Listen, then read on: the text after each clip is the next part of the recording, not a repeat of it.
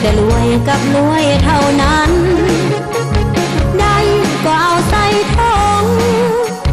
เสียก็คงเมื่อวันเงินก็เข้าข้างรัฐบาลเพื่อแบ่งปันไปพัฒนาศาสตร์ตนได้ก็เอาเสียก็เอามีแต่เอากับเอาแก่จน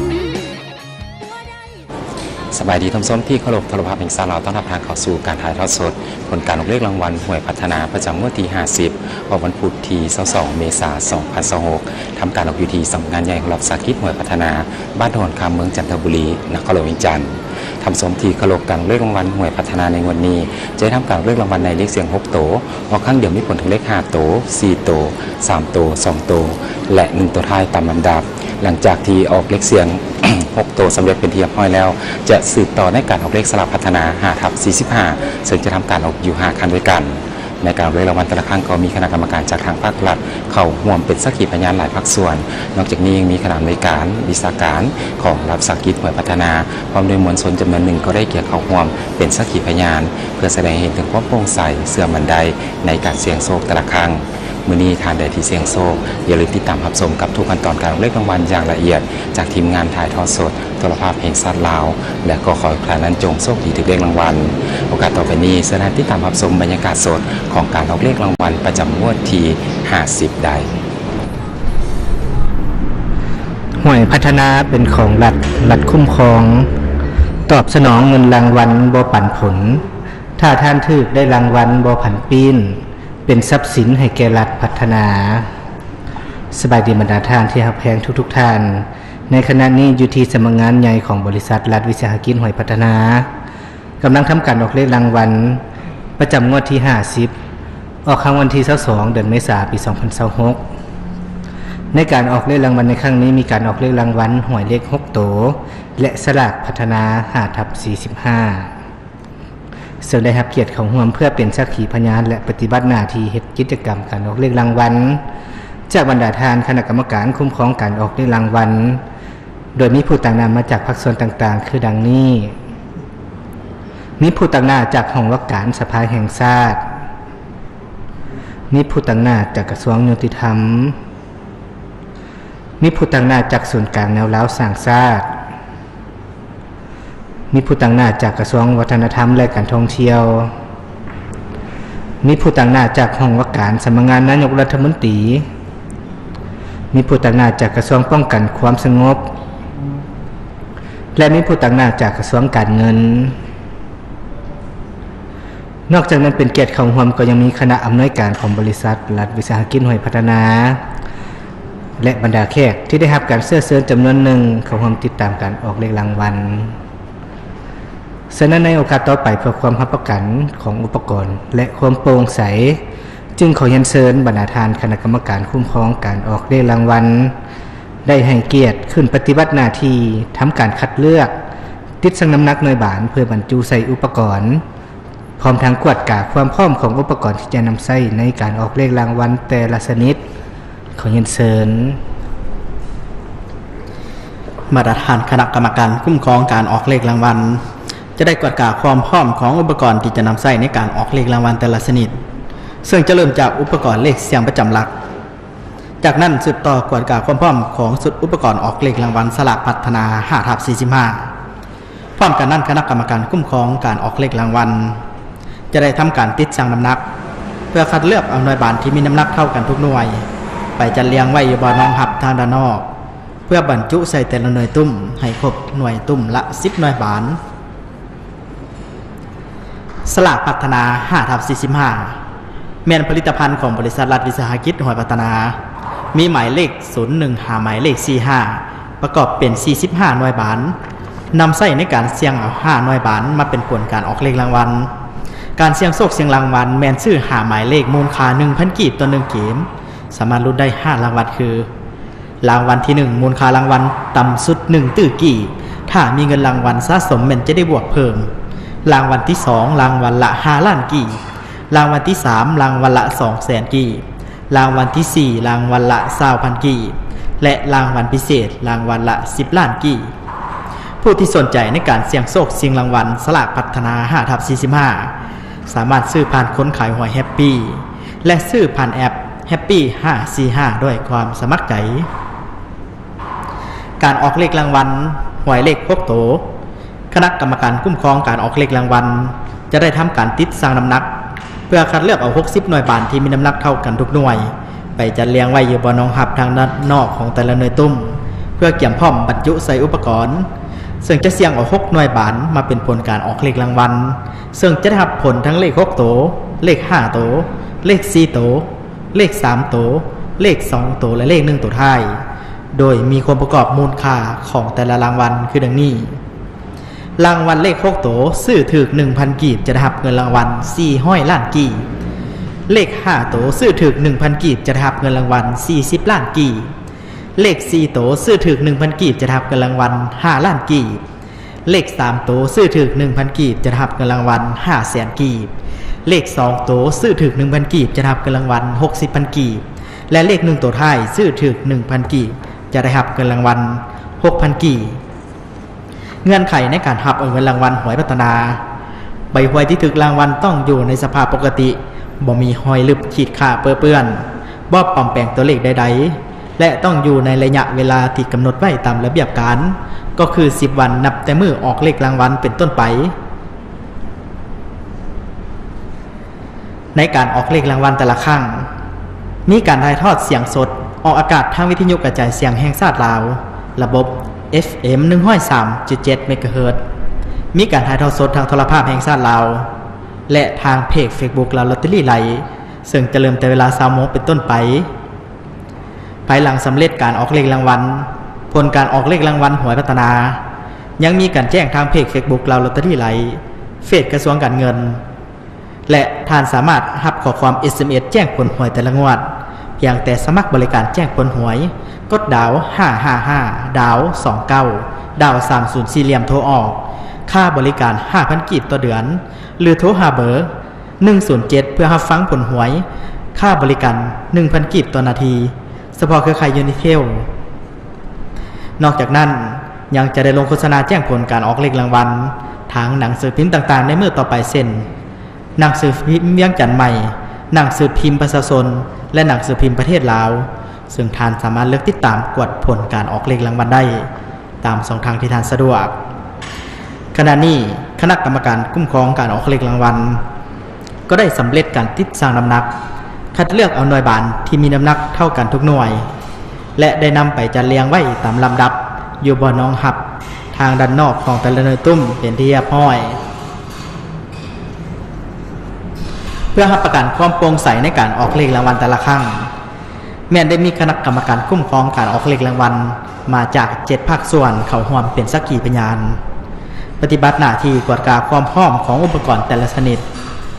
ร่วมเฮ็ดกิจกรรมการออกเลขรางวัลและเส้นยั่งยืนผลของการออกเลขรางวัลตามตัวจริงไว้เป็นหลักฐาน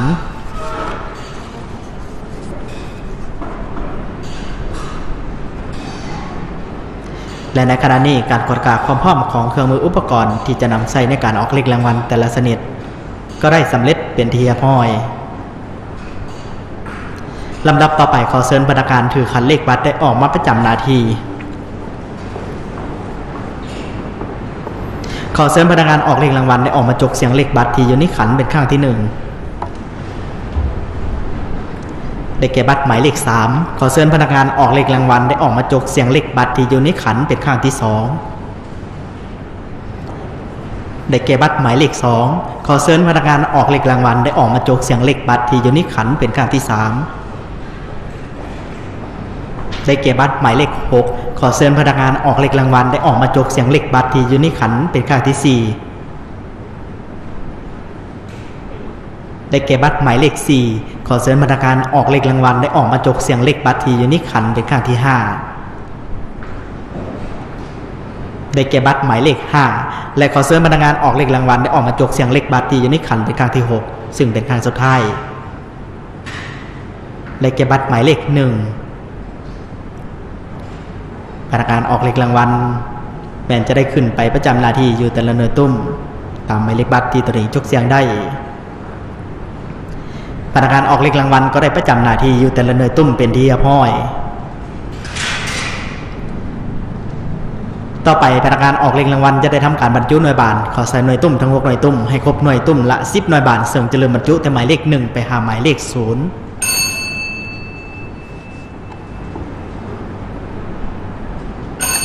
หน่วยที่1หมายเลข1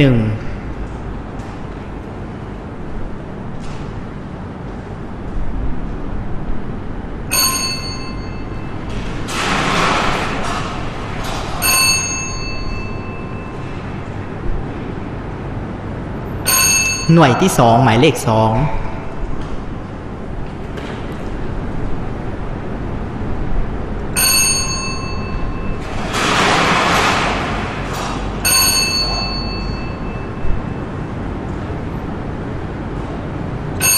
หน่วยที่3หมายเลข3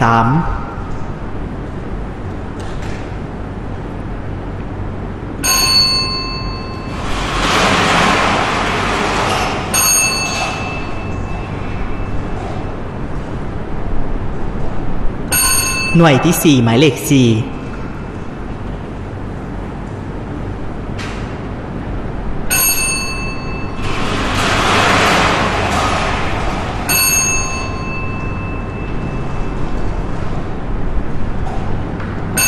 หน่วยที่5หมายเลข5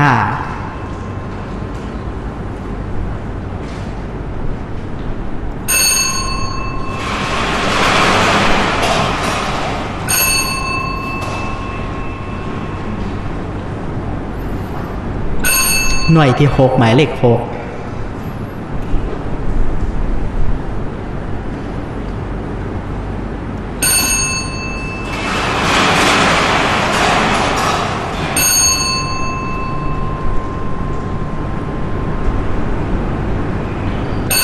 หน่วยที่7หมายเลข7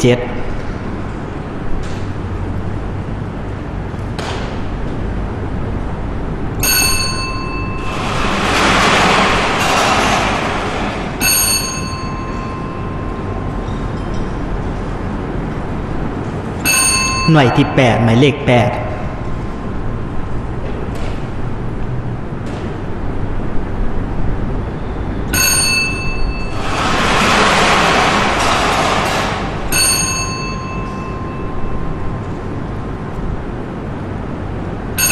หน่วยที่9หมายเลข9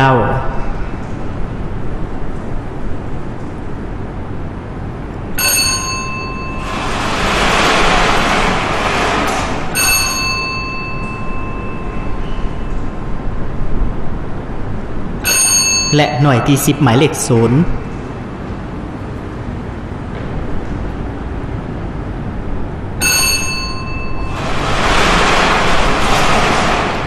การบรรจุหน่วยบานเขาใส่หน่วยตุ้มทั้ง6หน่วยตุ้มก็ได้ครบหน่วยตุ้มละ10หน่วยบานเป็นที่เรียบร้อย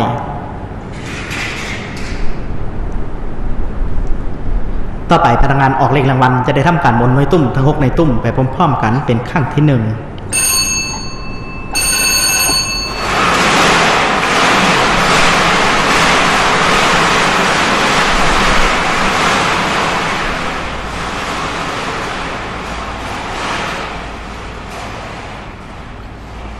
ในโอกาสต่อไปขอเรียนเชิญคณะกรรมการคุ้มครองการออกเลขรางวัลได้ให้เกียรติขึ้นไปประจำหน้าที่อยู่แต่ละในตุ้มนำพนักงานออกเลขรางวัลมีคือดังนี้1ขอเรียนเชิญคณะกรรมการผู้ตั้งหน้าจากกระทรวงยุติธรรม2คณะกรรมการผู้ตั้งหน้าจากศูนย์กลางแนวล้าวสร้างชาติ3คณะกรรมการผู้ตั้งหน้าจากกระทรวงวัฒนธรรมและการท่องเที่ยว4คณะกรรมการผู้ตั้งหน้าจากห้องว่าการสำนักงานนายกรัฐมนตรี5คณะกรรมการผู้ตั้งหน้าจากกระทรวงป้องกันความสงบและ6คณะกรรมการผู้ตั้งหน้าจากกระทรวงการเงินขอเรียนเชิญคณะกรรมการคุ้มครองการออกเลขรางวัลจาก6ภาคส่วนจะได้ขึ้นไปประจำหน้าที่อยู่แต่ละหน่วยตุ้มนำพนักงานออกเลขรางวัลเพื่อความดำเนินกิจกรรมการออกเลขรางวัลกดเสียงให้หน่วยบานตกลงมาสู่บอลห้องหับทางด้านนอกหน่วยตุ้มละ1หน่วยบาน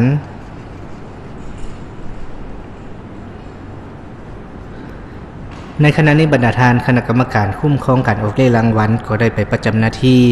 อยู่แต่ละหน่วยตุ้มนำพนักงานออกเลขรางวัลเป็นที่เรียบร้อยต่อไปพนักงานออกเลขรางวัลจะได้ทำการหมุนหน่วยตุ้มทั้ง6หน่วยตุ้มไปพร้อมๆกันเป็นครั้งที่2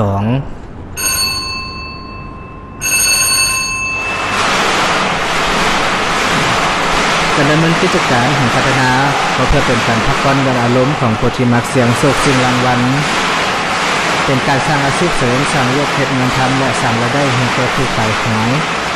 สร้างรายรับของงบประมาณของรัฐด้วยการเก็บเอาเงินสดส่วนหนึ่งที่หมุนเวียนอยู่ในท้องตลาดขึ้นเข้าสู่ระบบการเงินธนาคารซึ่งคู่กับการประกอบช่วยเหลือสังคมและอีกด้านหนึ่งก็เพื่อลดความการพนันต่างๆที่บ่ถูกต้องตามระเบียบกฎหมาย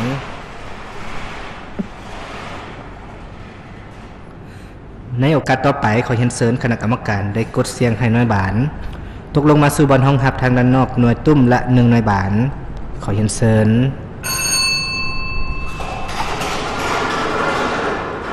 ขอขอบใจน้ำคณะกรรมการลำดับต่อไปพนักงานออกเลขรางวัลมันจะได้ถือขันขึ้นไปหับเอาหน่วยบานที่ตกลงมาสู่บอนห้องหับทางด้านนอกเพื่อนำไปบรรจุร่วมกันใส่อุปกรณ์วงกลม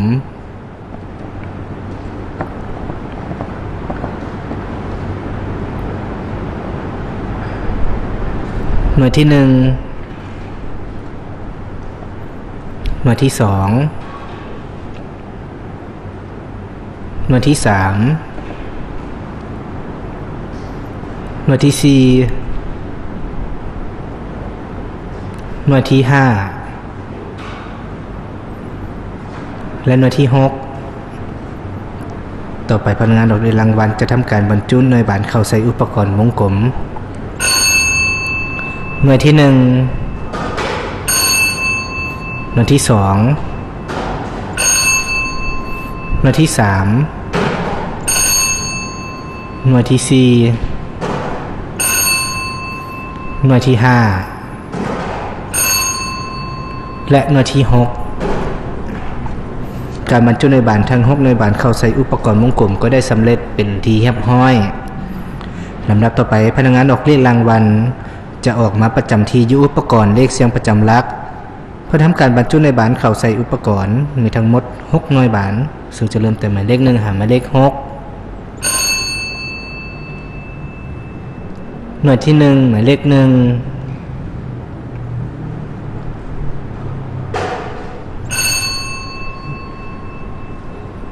หน่วยที่2หมายเลข2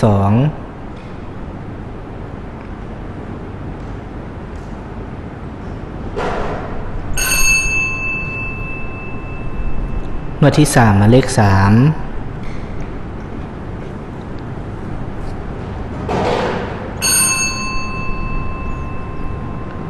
หน่วยที่4หมายเลข4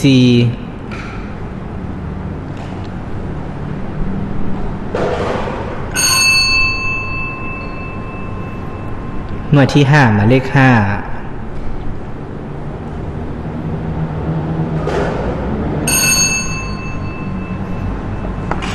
และหน่วยที่6หมายเลข6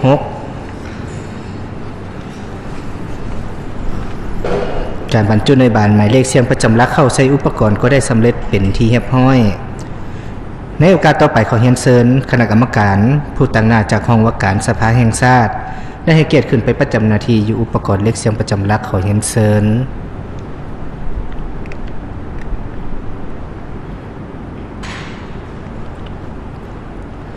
ต่อไปขอให้พนักงานออกเรียนรางวัลหมุนอุปกรณ์เลขเสียงประจำหลักเป็นครั้งที่1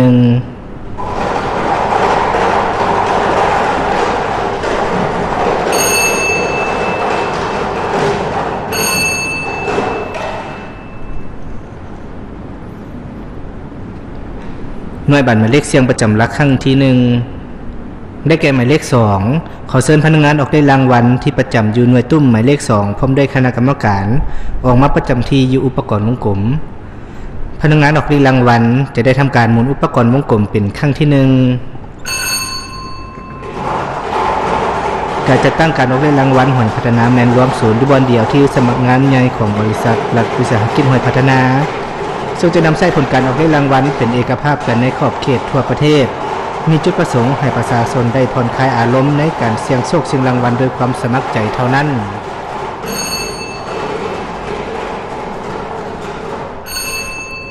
ขอขอบใจน้ำคณะกรรมการขอให้พนักงานออกเลขรางวัลจับเอาหน่วยบาทและนำไปวางไว้อยู่บนห้องหับอยู่ที่ตำแหน่งหลักหมื่น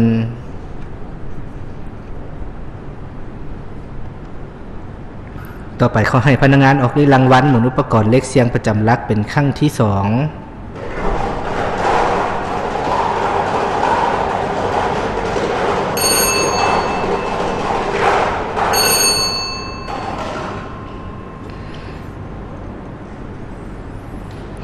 หน่วยบัตรหมายเลขเสียงประจำลักครั้งที่2ได้แก่หมายเลข1ขอเชิญพนักงานออกฤทธิ์รางวัลที่ประจำอยู่หน่วยตุ้มหมายเลข1พร้อมด้วยคณะกรรมการออกมาประจำที่อยู่อุปกรณ์วงกลมพนักงานออกฤทธิ์รางวัลจะได้ทำการหมุนอุปกรณ์วงกลมเป็นครั้งที่2ในการออกฤทธิ์รางวัลหวยพัฒนาในแต่ละครั้งมีการถ่ายทอดสดทางวิทยุกระจายเสียงแห่งชาติลาวระบบ FM 103.7 เมกะเฮิรตซ์ทางโทรภาพแห่งชาติลาวและทางเพจ Facebook ลาวลอตเตอรี่ไลฟ์ซึ่งจะเริ่มเวลา 20:00 นเป็นต้นไป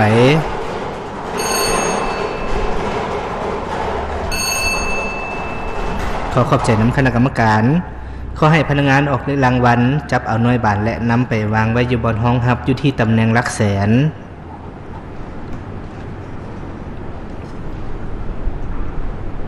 ต่อไปขอให้พนักงานออกฤทธิ์รางวัลหมุนอุปกรณ์เลขเสียงประจำลักเป็นครั้งที่3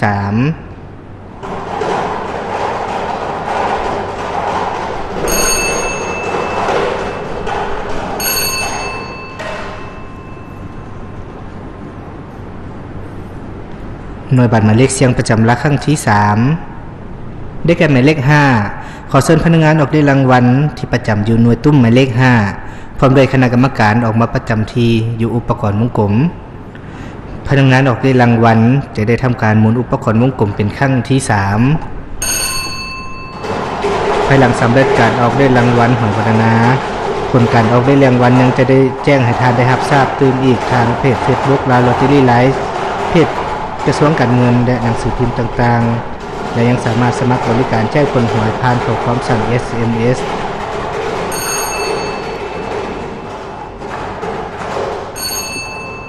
ขอเข้าใจน้ำคณะกรรมการขอให้พนักงานออกเลขรางวัล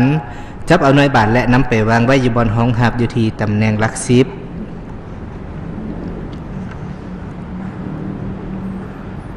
ต่อไปขอให้พนักงานออกเลขรางวัลหมุนอุปกรณ์เลขเสียงประจำหลักเป็นครั้งที่4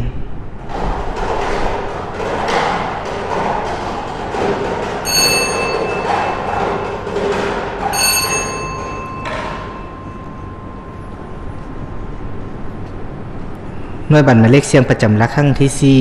4ได้แก่หมายเลข4ขอเชิญพนักงานออกเลขรางวัลที่ประจำอยู่หน่วยตุ้มหมายเลข4พร้อมด้วยคณะกรรมการออกมาประจำที่อยู่อุปกรณ์วงกลมพนักงานออกเลขรางวัลจะได้ทำการหมุนอุปกรณ์วงกลมเป็นครั้งที่4บริษัทรัฐวิสาหกิจหวยพัฒนามีภาระบทบาทในการเคลื่อนไหวพิมพ์จำหน่ายใบหวยพัฒนาทุกประเภทด้วยการนำใช้หลายภาคส่วนเศรษฐกิจเข้าร่วมโดยมีการซื้อขายหวยผ่านผู้ขายหวยและการซื้อขายผ่านแอปพลิเคชันที่ได้รับอนุญาตตามระเบียบการ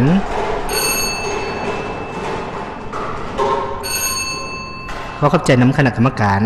ขอให้พนักงานออกเลขรางวัลจับเอาหน่วยบาทและนำไปวางไว้อยู่บนห้องหับอยู่ที่ตำแหน่งหลักห้อยต่อไปขอให้พนักงานออกเลขรางวัลหมุนอุปกรณ์เลขเสียงประจำหลักเป็นครั้งที่5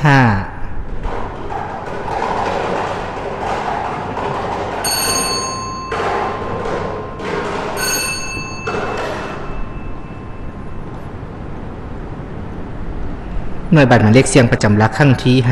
5ได้แก่หมายเลข3ขอเชิญพนักงานออกเลขรางวัลที่ประจำอยู่หน่วยตุ้มหมายเลข3พร้อมด้วยคณะกรรมการออกมาประจำที่อยู่อุปกรณ์วงกลมพนักงานออกเลขรางวัลจะได้ทำการหมุนอุปกรณ์วงกลมเป็นครั้งที่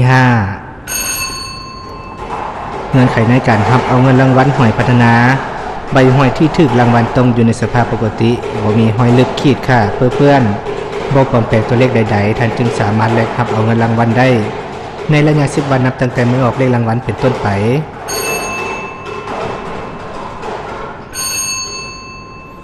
ขอขอบใจน้ำคณะกรรมการขอให้พนักงานออกเลขรางวัลจับเอาหน่วยบัตรและนำไปวางไว้อยู่บนห้องหับอยู่ที่ตำแหน่งหลักพัน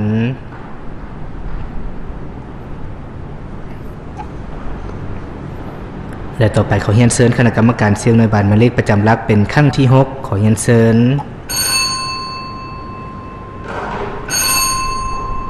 ขอขอบใจน้ำคณะกรรมการหน่วยบัตรหมายเลขเสียงประจำหลักครั้งที่6ได้แก่หมายเลข6ขอเชิญพนักงานออกเลขรางวัลที่ประจำอยู่หน่วยตุ้มหมายเลข6พร้อมด้วยคณะกรรมการออกมาประจำที่อยู่อุปกรณ์วงกลมในโอกาสต่อไปขอเรียนเชิญคณะกรรมการย่อขยกเพื่อเสียงให้หน่วยบานตกลงมาสู่บอลห้องหับทางด้านนอกขอเรียนเชิญ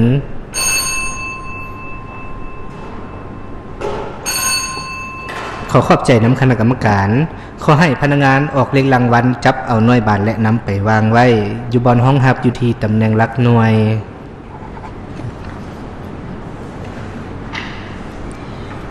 และในขณะนี้หน่วยบานทั้ง6หน่วยบานก็ได้ถูกนำไปวางไว้อยู่บนห้องหับตามตำแหน่งที่จกเสียงได้เป็นที่เรียบร้อยต่อไปขอพนักงานออกเลขรางวัลได้จับเอาหน่วยบานและทำการขายหน่วยบานเพื่อเสนอผลของการออกเลขรางวัลอย่างเป็นทางการ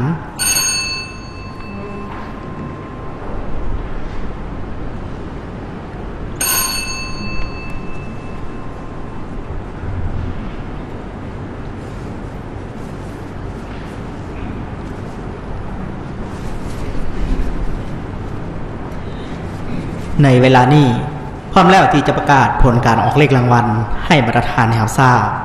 ผลการออกเลขรางวัลหวยพัฒนาประจำงวดที่50ออกข้างวันที่22เดือนเมษายนปี2026รางวัลเลข6โตเลขที่ออกได้แก่หมายเลข288 257 288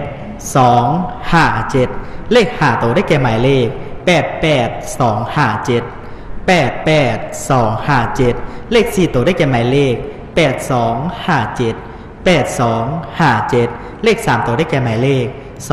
257 257เลข2ตัวได้แก่หมายเลข57และเลข1ตัวท้ายได้แก่หมายเลข7หมายเลข7ผลการออกเลขรางวัลหวยเลขพวกตัวก็ได้ออกมาสำเร็จเป็นที่เรียบร้อยต่อไปมันจะได้สืบต่อทำการออกเลขรางวัลสลากพัฒนา5/45ขอให้พนักงานออกเลขรางวัลได้ออกมาประจำหน้าที่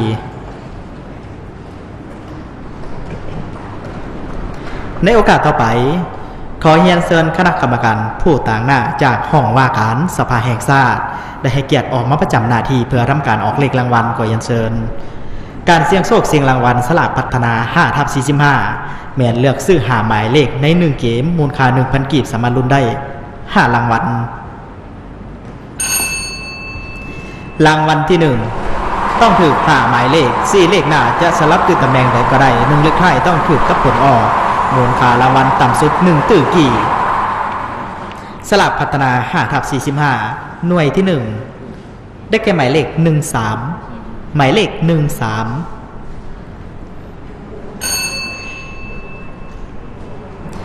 รางวัลที่2ต้องถูก4หมายเลข3เลขหน้าจะสลับอยู่ตำแหน่งใดก็ได้1เลขท้ายต้องถูกกับผลออกรางวัลละ5ล้านกี่หน่วยที่2ได้แก่หมายเลข10หมายเลข10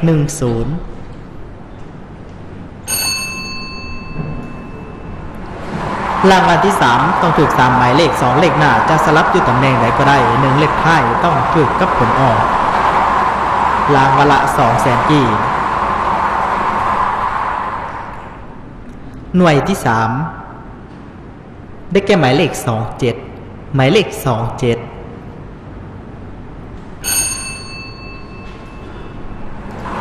รางวัลที่4ต้องถูก2หมายเลข1เลขหน้าจะอยู่ตำแหน่งไหนก็ได้1เลขท้ายต้องถูกกับผลออกรางวัลละ20,000กีบหน่วยที่4ได้แก่หมายเลข26หมายเลข26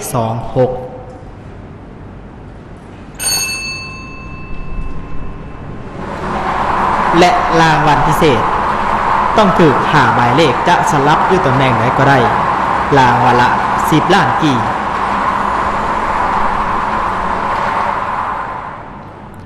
และหน่วยที่5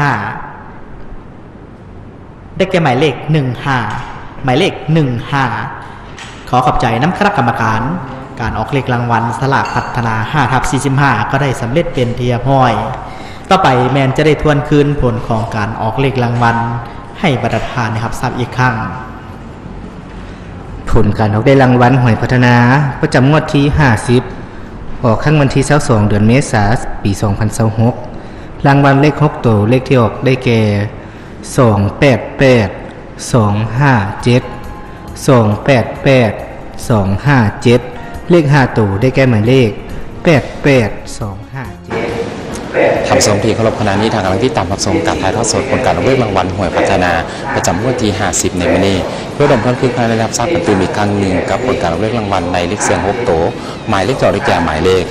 288 257เลขเสียง5ตัวหมายเลขจอได้แก่หมายเลข88 257เลขเสียง4ตัวหมายเลขจอได้แก่หมายเลข8257เลขเสียง3ตัวหมายเลขจอได้แก่หมายเลข257เลขเสียง2ตัวหมายเลขจอได้แก่หมายเลข57และเลข1ตัวท้ายหมายเลขจอได้แก่หมายเลข7จากนั้นสืบต่อในการออกเลขสลากพัฒนา5/45ซึ่งทำการออกอยู่5ครั้งด้วยกันผลการออกเลขรางวัลมีดังนี้หมายเลข13หมายเลข10หมายเลข27หมายเลข26และหมายเลข15นี่คือผลการออกเลขรางวัลหวยพัฒนาประจำงวดที่50ในมื้อนี้แสดงความยินดีนำท่านในที่เสี่ยงโชคและถึงเลขรางวัลการสามารถเดินทางกับเงินรางวัลได้ตามแต่ละสาขาที่ท่านนั้นทับซื้อสำหรับการถ่ายทอดสดดำเนินมาดีสิ้นสุดลงเพียงเท่านี้ข้าพเจ้าพร้อมด้วยทีมงานถ่ายทอดสดโทรภาพ